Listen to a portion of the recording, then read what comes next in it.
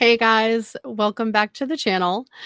Today I'm doing things a little bit differently, so I hope that you can bear with me and hopefully this goes smoothly. I actually have written out an introduction for today's episode. I am very much so someone who does not like to feel scripted, so this is very much out of my comfort zone, I suppose. And I will be going into Candace's live stream from last night. But I wanted to write this out, this introduction in particular, because this is something that I have been interested in for a while, and I wanted to make sure that I didn't miss anything that I really wanted to ensure was included. Sometimes when I'm just kind of going off the cuff, I get all over the place and I forget what I was wanting to say. So I hope that you guys enjoy it. I hope that you subscribe, like the video, share the content, and give me your feedback in the comments. I'll be sure to read them so that I know whether you like this style or not. And maybe if it is something that people really enjoy, maybe I'll do it again the next time or for more episodes in the future. So I apologize if it looks like I'm up here reading because I am reading what I've written on here. So bear with me. I hope it comes across as natural as can be. And let's jump in.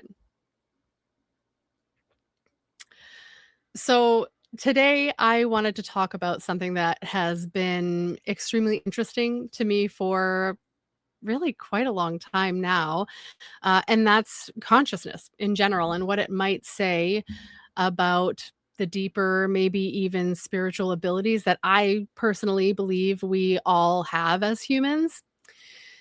And look, consciousness is that personal, what it feels like to be you, to see colors, to feel emotions, to have crazy, vivid dreams. Science can map out the brain. It can show us which parts light up when we're aware. They've got theories like global workspace or integrated information theory. But nobody has really figured out why physical stuff in our brain turns into this rich inner experience, the feelings that we have when we're experiencing different parts of life. And that's what they call the hard problem. And it's still very much so wide open. And that gap, it makes me wonder, does consciousness go beyond just the physical? I mean, I feel like it certainly does. Could it touch intuition? Could it be connected to precognition? All of this spiritual stuff. I truly believe that we all have untapped abilities that science hasn't explained yet, like prophetic dreams or connections that don't make sense in like a purely material world. And here's the thing. I don't believe that this is some fringe woo-woo topic. I know that's like something people like to kind of throw out there. We've all had those late night talks with friends or family members about weird experiences, whether that's a gut feeling that came true, a dream that felt too real, something unexplainable during a really hard time. And we don't always call it spiritual. Sometimes some people call it a coincidence, maybe just your intuition, a God moment, divine intervention, even whatever feels right to you. And honestly, if seeing it as God stepping in gives you peace and strength, that's beautiful. And that perspective is totally valid. We all can perceive these things however we want. For me personally, I've always had strange dreams my whole life. Some of them were very scary, some are chaotic and all over the place, and some are short and intense. But there have been two dreams in the last few years that stood out because they were quick and they just felt very different from past dreams that I've had. I'm going to talk about them here. They're very quick. And the first one, in the dream, my entire vision was filled with this close-up of like a driver's license photo, like the actual driver's license. That's literally all I could see, my whole line of sight. And the photo was of a middle-aged woman with like that classic 80s, 90s bob haircut, shoulder length, kind of curled under with feathered bangs. And her name started with a D. I don't recall exactly what it is. It was Debbie or it was Donna, something like that. And then all of a sudden, I hear this voice clear as day say she was 52. And I woke up. Mind you, that was she was 52. And that was it. It didn't feel like a normal dream to me. It felt like some kind of message. I literally immediately grabbed my phone and I started scrolling on social media, looking for any post or notification about someone matching the description or like the image that I had seen. And I never found anything. But it still sticks with me because it felt so real and purposeful, literally like a message of some sort. The second dream was equally as short, very, very quick. I mean, I know it feels like a couple seconds, but usually they do anyway, right? And in this dream, I'm looking down from above in this ancient stone building. It was a circular room. And the man that is sprawled out on the floor is wearing red robes. And he was writing on this really long scroll of paper. And again, that same very calm voice said, there are ancient records. And that was it. I woke up. And these are not like my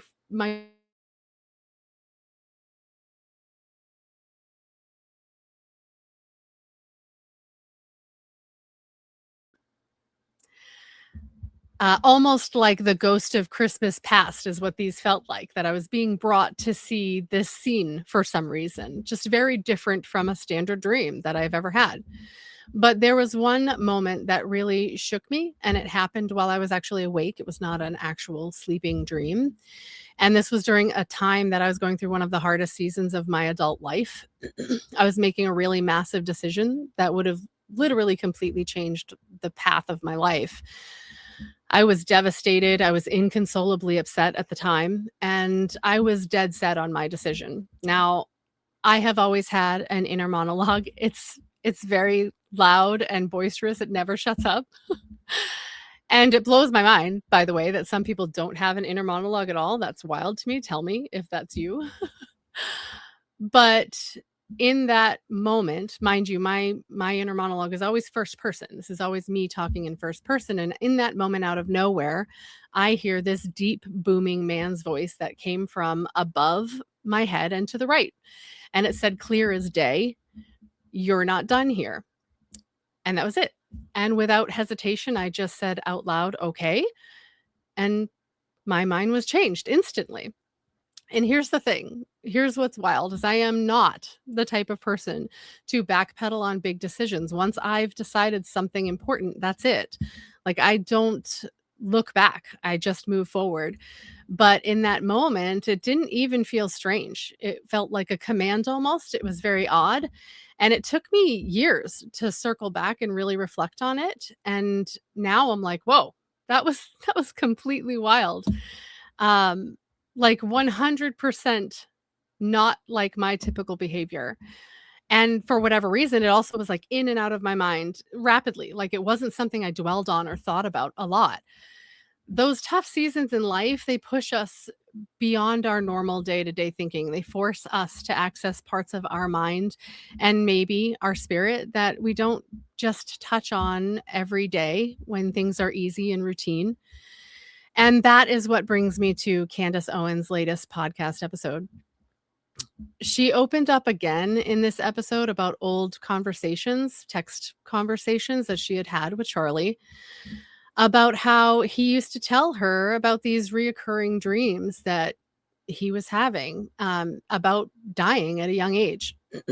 And years later, in fact, just a few months ago, that's exactly what happened. Candace has even talked about dreams that she had since he passed, dreams that felt like she was being given a message. And these confessions of hers don't always draw the most insightful attention from her followers. It's heavy and it really makes you think, but Here's what I'm worried about. I have a feeling that this episode is going to get brushed under the rug, especially within the conservative circle.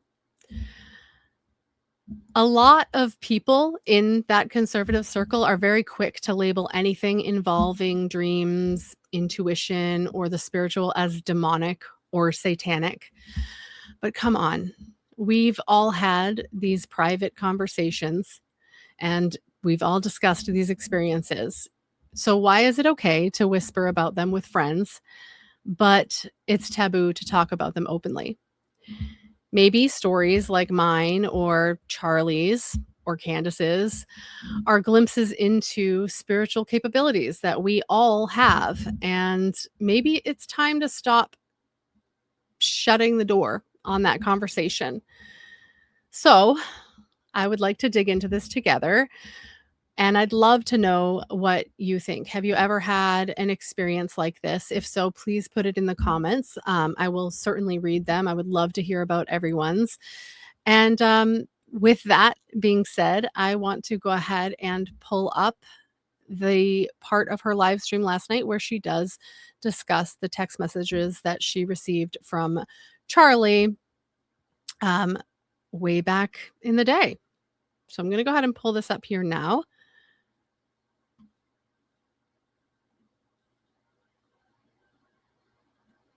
And that's how I'd like to be remembered, as a formidable friend. And I said, one day you might need me as a formidable friend. And that was that. And you know what? Fast forward, and it looks like the person who actually is needing me as a formidable friend is Charlie Kirk. And I am a formidable friend, and he knew I was a formidable friend. And they are learning that lesson. And I am deadly serious on that topic of defending my friends, their honor. If they're going through something, if I have something to say to Kanye, okay, it's not Judas culture. I don't just hang him out to dry because everybody else is doing it and it's fashionable. And you can't tempt people with millions to do something like that. That's despicable. That's despicable. Anyways, it is especially hilarious to me that this whole strategy seems to be mocking me for having a dream that Charlie was betrayed. That's the joke, right? That's the in the no joke. She's just a dream. It's a vibe. It's a vision. It's hilarious because it's ironic. It proves that these people literally had no meaningful relationship with Charlie Kirk himself. Charlie was the king of dreams. It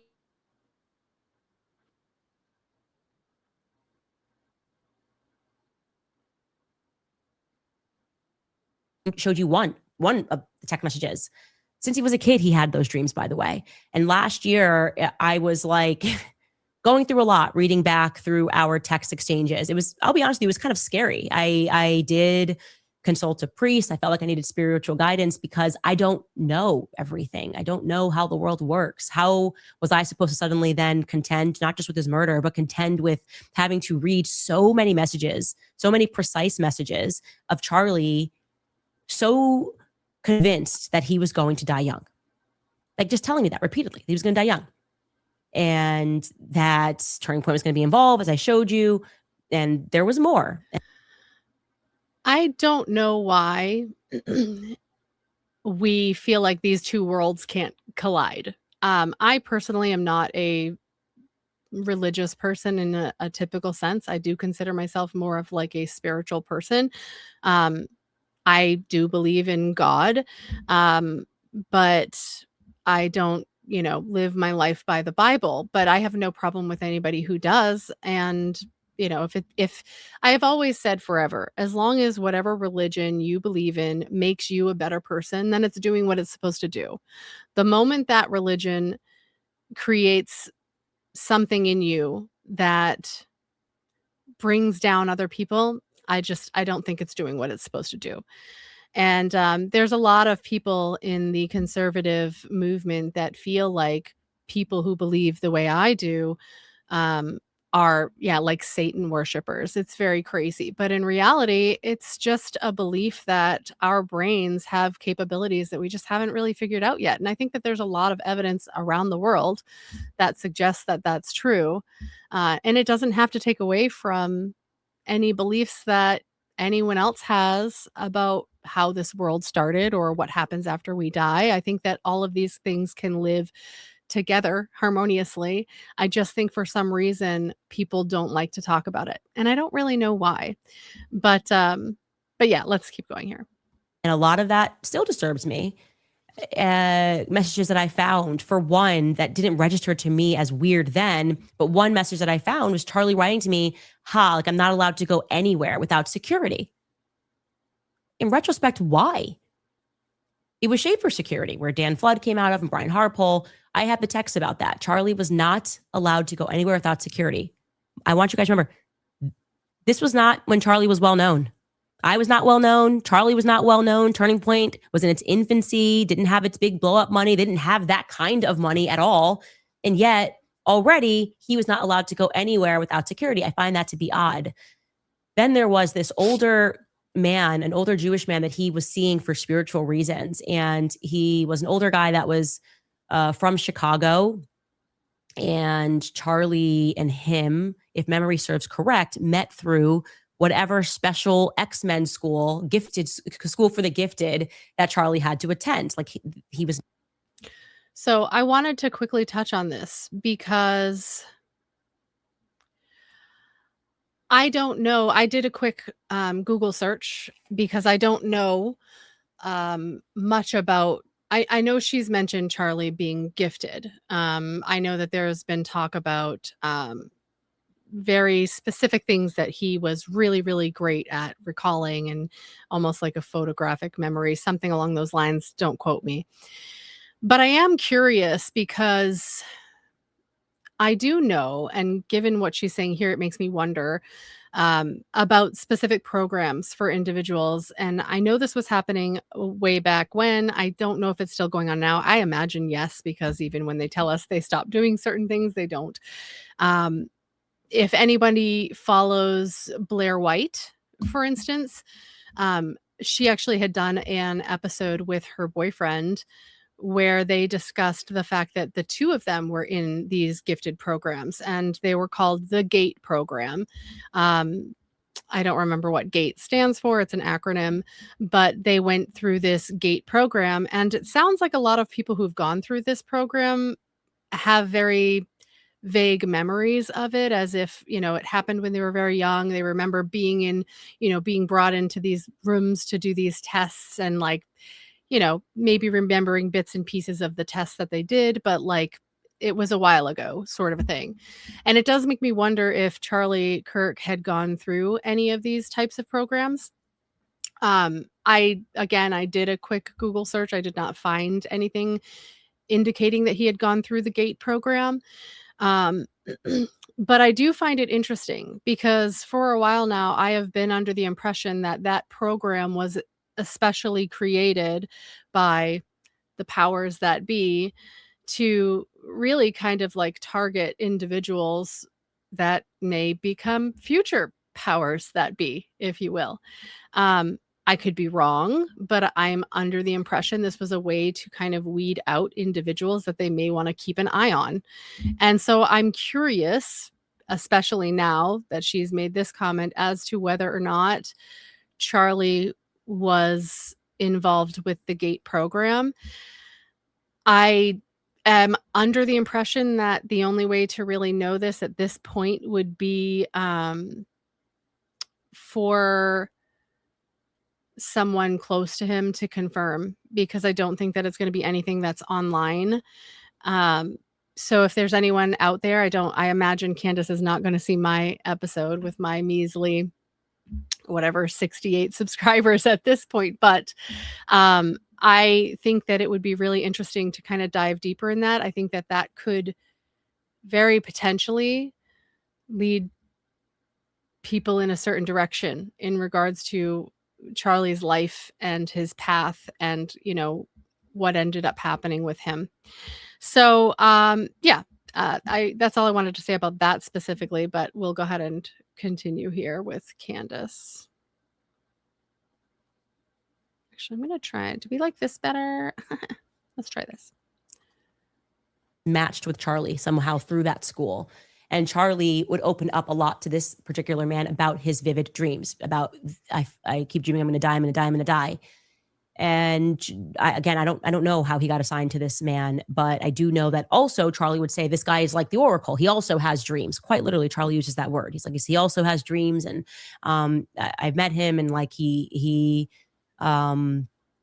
is someone that wants to meet you. That's what Charlie told me. I promise you, I'm telling you the truth. I'm going to show you this. Anyway, the point is that when Charlie and I got together before things blew up with the Kanye tweet, this man who Charlie would go see to discuss these intense visions that he was having about his death, this man didn't dissuade Charlie.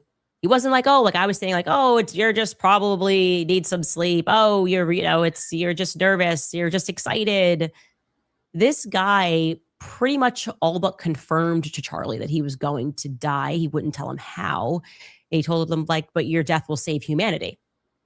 This was in 2018, early 2018. Okay. So I wasn't taking much of this conversation too seriously. Like, I just didn't really know what to really make of it. But this man, he also expressed to Charlie a lot of interest in me and Charlie's friendship. And it was like a movie. Charlie had expressed to him that he felt, which I showed you guys, that he was like a time traveler and he had to come back and he had to find me for some reason. And then that man explained to him that we were all prisms of light, and that certain prisms of light were meant to refract and others were not meant to refract, and that Charlie and I were refracting. Anyways, I'm telling. So these specific comments that she's making right now are ones that I think that people are going to take and like run with and make into these big over the top ridiculous videos and reactions. But there are a lot of people who think the way she's talking. And I think that it's safe to say, given how staunchly religious the two of them are and how Charlie was, that these things can live in the same world at the same time. You don't have to ignore this side of things to be able to maintain your religious beliefs. And again, for me, this episode was like two worlds colliding, right? Because like I said, I don't find myself a particularly organized religious type of a person. And part of me has always felt like that has kept me a bit separated from this conservative movement. I don't necessarily consider myself staunchly conservative either. I definitely consider myself a more right of center individual, but it always felt like that was kind of the dividing factor between me and people like Candace or Charlie. And so this video for me, and maybe for a lot of other people, really felt important to me for this purpose. And I do think that this video, the only thing that people are going to talk about probably is the first half, the majority of the video, which is her discussing everything going on with Ben Shapiro right now, which I will do a separate video on because it's wild stuff.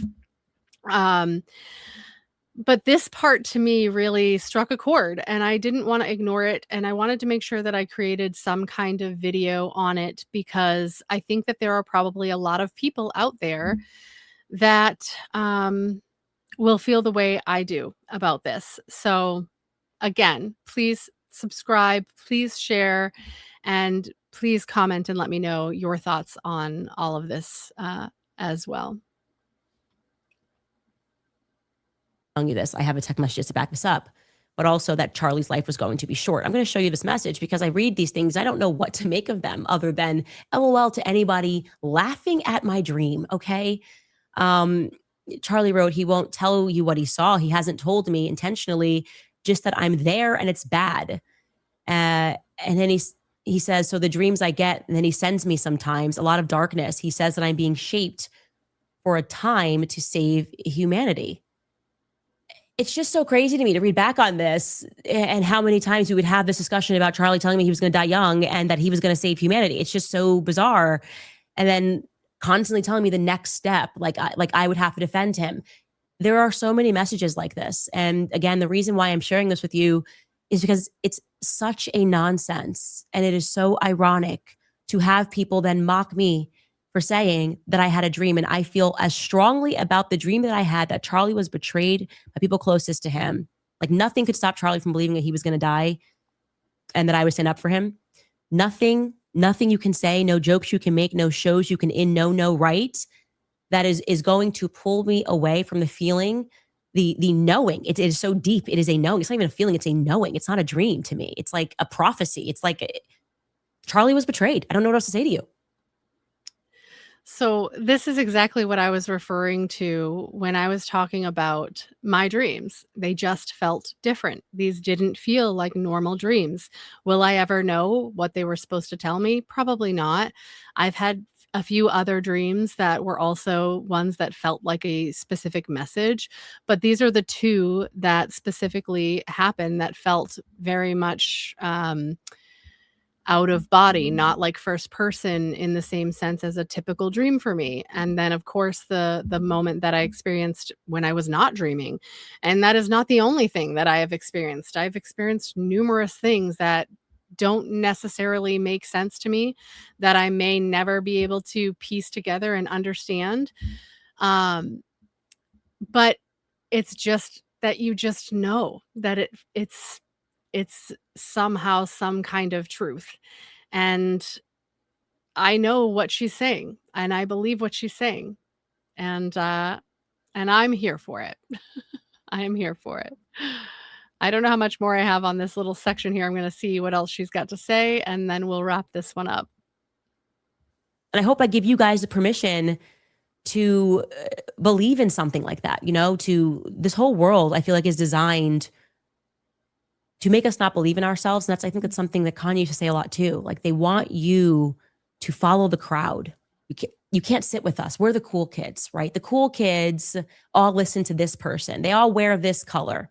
Oh, the cool kids don't pay any mind when they have a very vivid dream. And Charlie in the dream says he was betrayed. Oh, the cool kid, it's not cool.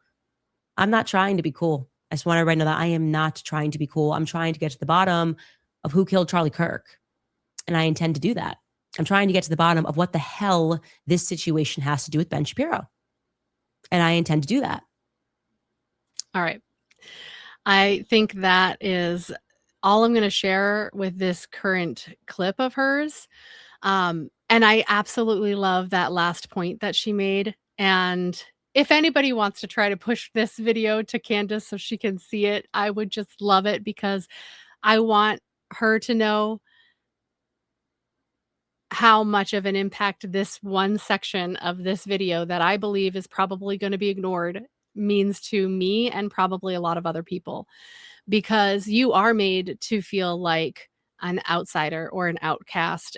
You're made to feel like a weirdo if you say these things out loud, when so many of us believe or have experienced these things in our life. And I'm not a crazy person. I don't have schizophrenia. I do see things sometimes. I'll give a few more examples if you guys are interested. Why not while we're here? Some of the things that I have experienced are like visions. Now, I know that some people, the same way that some people don't have an inner monologue, some people, I suppose, cannot visualize things in their like mind's eye, which is crazy to me too, because I can't imagine not being able to do that. If I wanted to picture something in my head, I can see what I'm thinking. I think for the most part, most of us can, but I think that there's actually a large percentage more than we realize that can't. But one thing that happens to me from time to time, and it'll be when I'm maybe doing something completely unrelated. Maybe I'm in the shower, or I'm, making dinner. And for some reason, in my mind's eye, I will see, say, a place that I had been once before in my life. And this could be the most insignificant place. For example, one of the ones that pops up almost regularly for some reason is I had gone to Italy in 2010, and I was in Rome, and the person I was with and I had stopped by like a convenience store, just this random convenience store, probably to get a drink or something. And for whatever reason, every now and then I will see the outside of this convenience store that I have been to one time in my life that's on the other side of the world, and I will see it from like the sidewalk view, and that's it. And I don't know why. Why does that pop into my head when I'm completely not thinking about Rome or Italy or traveling or anything of that nature? Uh, I do it with other places too that I've been as well. Places that maybe I had been like as a child with my mother. There's a place that I honestly I think I know where it is, but I was very, very young, and I recall walking on a sidewalk in, like, an intersection, like a busy intersection with my mother and my 2 sisters, my little sister in a stroller, and I literally can visualize this to the point of, like, hearing, like, the gravel under my feet, you know? It was a summer day. I wanna say we were in, like, an intersection inland Massachusetts, like, I don't know. I couldn't even kind of tell you where we were going or what we were doing. And I think of it for this split second, and then that's it. And I don't know why. And oftentimes I think to myself, gee, I wonder if something just happened there. And that's why, for some reason, I'm thinking of that place. I don't know why our brains do the things that they do. Another interesting story that happened to me is a handful of years back, actually, after was it a it was after the moment that I had where I heard the voice, while I was awake. I had started a new job. I had left corporate America. I was miserable. I was absolutely miserable. It was the most depressed I had ever been, and I was like, "I'm not going back." And yes, I took a massive pay cut to leave that job, but I left it, and I started cleaning houses, which I had cleaned hotels rooms like years and years and years before, but I'd never done residential cleaning. And so I had been training for the first week with my manager, and they have those backpack vacuums that you wear.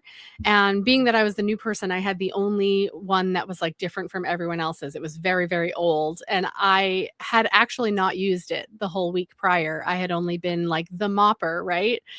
And it was my first day going to a clean on my own, and the clean was on, the 2nd floor of, like, an apartment building, an apartment complex with lots of stairs and stuff, and I kept thinking on the way there, "Oh my gosh, I'm gonna have to use this freaking vacuum."